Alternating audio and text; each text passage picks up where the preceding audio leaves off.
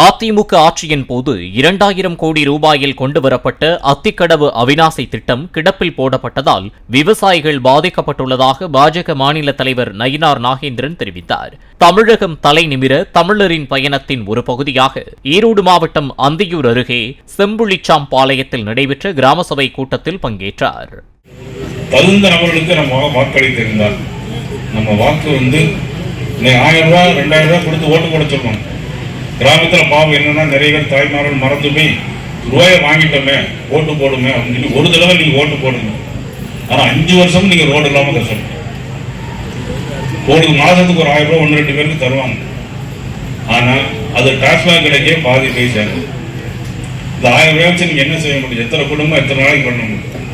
அதனால கிராமத்தில் உள்ள பெரியவங்க, ஊர் தலைவர்கள், தனக்காரர்கள் எல்லாரும் இந்த வரக்கூடிய தேர்தலில் நீங்க யாருக்கு வாக்களிக்கணும், எந்த கட்சி ஆட்சி போடும், யார் முதலமைச்சராக இருக்கு. விவசாயிகளை பத்தி நிறைய நம்ம ஜி.கே. நாகராஜன் அவர்கள் நிறைய பேசியிருக்கிறாங்க. அதாவது ஒரு விவசாயி நீங்க பதிவு பண்ணி 60 வயது முடிந்திருந்தால் 60 வயதில் மாதம் 3000 ரூபாய் தருவதற்கு பாரத பிரதமர் நரேந்திர மோடி அவர்கள் திட்டம் வைத்திருக்கிறார்கள். அதில் அதை நீங்க பயன்படுத்திக் கொள்ள வேண்டும்.